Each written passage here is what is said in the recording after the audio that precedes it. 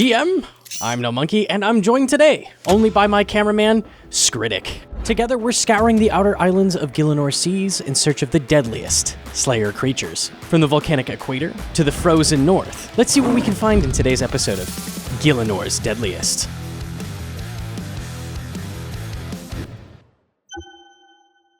Now, we've heard rumors from other sailors about a creature that resides off the coastal waters of Tyrannon, one that prefers to lurk in dark, swampy areas where it uses its characteristic lure to bait in its prey. And if you look right there, you can just about see them. Aquanites. What these guys lack in size and make up for in accuracy and defenses. Their lure is sometimes used as a distraction or to help give them a clear view of their target. Experienced slayers have reported that removing their lure tends to help with reducing their aggressiveness. As well as regular Aquanites, these areas are known for sightings of Elder Aquanites, a superior version particularly adept in multiple combat styles, so we'll need to be pretty quick with our prayers if we encounter one of those. The reason these critters are so sought after, though, is their unique drop. The Aquanite Tendon. Combined with a Mithril Bar, you can create an Aquanite Hopper. This is a ranged offhand that provides a small chance for crossbows to fire twice instead of once. Of course, the second bolt does suffer from reduced effectiveness, but generally speaking, this can make your average crossbow pack much more of a punch. There's so much that's fascinating about this creature, and you'll be able to get your hands on task extensions. But before we get too invested, we've got other islands to explore. Our next creature sees us venturing deep into the frozen north. A long-forgotten landscape beyond the Fremnik border is home to ancient beasts entombed in permafrost. Frost Dragons. If you catch a glimpse of their shimmering scales, then you better have come prepared. These beasts are territorial, and unlike other dragons, their weapon is a chilling frost breath that freezes their prey solid, making it an easy snack to come back to later.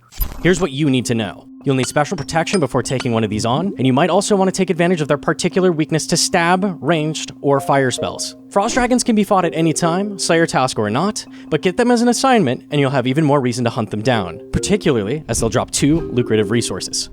Frost Dragon bones yield a generous amount of prayer experience when buried, somewhere between Lava Dragons and Hydra bones, and you can really take advantage of the experience gained when breaking them down into bone shards. Frost Dragons also drop Dragon Metal Sheets, which are a valuable resource used to fortify ships.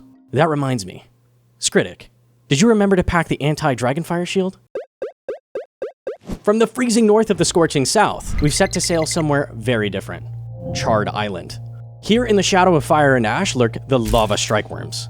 Some say they were born from violent volcanic eruptions eons ago, molten fury given living form. Other rumors that they were created through twisted magic. While the truth has been long lost, we're here to get a look at them up close. Strykewyrms are relentless hunters, burrowing beneath molten rock, then erupting without warning to ambush anything foolish enough to get too close. When they strike, they can lash out with melee, or attack from a distance with ranged.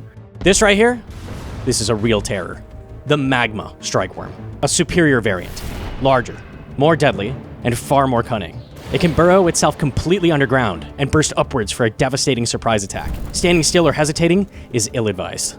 It's single-way combat down here, which means no backup, no cannons, just you and the worms. That means survival depends entirely on your preparation, reflexes, and maybe a little magic. But be warned, while some spells weaken Strykewyrms, others can make them even stronger. Adventurers often explore these caverns for Strykewyrm bones. These give 60 prayer experience when buried and can also be broken down into bone shards. And just like Frost Dragons, Strykewyrms can drop Dragon Metal Sheets to reinforce your sailing capabilities. While Charred Island is home to some other more familiar Slayer creatures, we're really on the lookout for new, unique ones. So let's move on.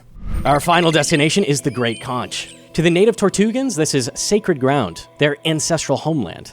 But centuries ago, the skies above it were claimed by a predator so fearsome, the Tortugans have been forced to live in its shadow ever since.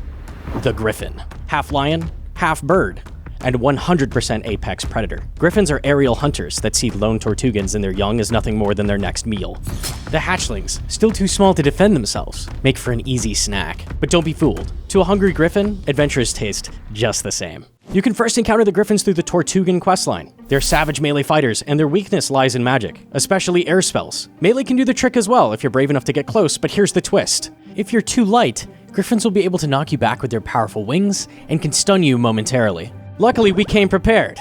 Griffins can be assigned as a Slayer task once unlocked and can be found in single and multi-combat areas. Although if you thought the regular Griffins were deadly, just wait. Superior Griffins are even bigger and twice as cunning, with unique attacks that force you to think on your feet. If you want to survive, you'll need to borrow a few tricks from the Tortugans themselves. Griffins and their superior variants drop Griffin Feathers, a token of your triumph used to charge an all-new item.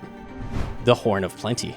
a hunter's dream tool. Charged with griffin feathers, the horn provides an invisible boost to hunter, consuming a charge every 1 out of 25 hunter catches. Additionally, the horn can be toggled to give a 1 in 10 chance to double a hunter catch, consuming an additional feather. This tool will be invaluable to hunters looking to capitalize on profitable hunting trips.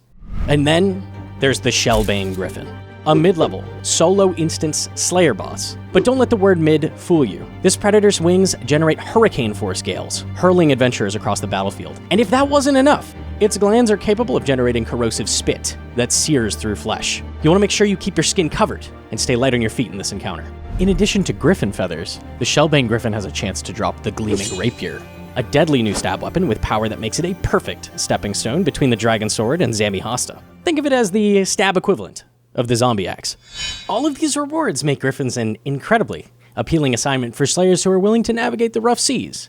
And you never know, you might just walk away with a little griffin of your own.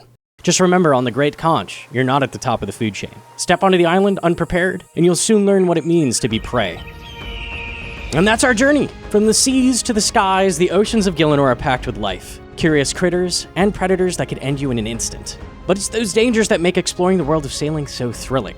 Don't forget to check out the dedicated blog, which includes all the details you'll need, and more importantly, don't forget to vote at the polls if you want to see these incredible creatures in action.